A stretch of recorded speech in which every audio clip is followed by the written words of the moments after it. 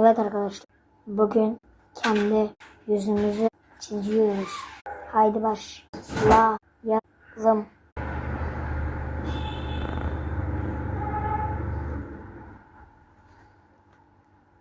Biraz daha öne gidebilir misiniz? Otopark kapandı da. Çıkabilirler mi? Az daha yerim var çünkü önde.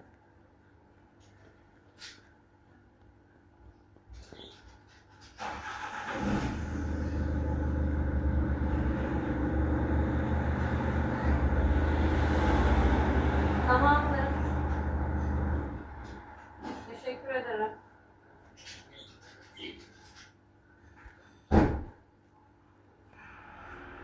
Sonra sizi ararlar da ya. Kusura bakmayın o yüzden ben.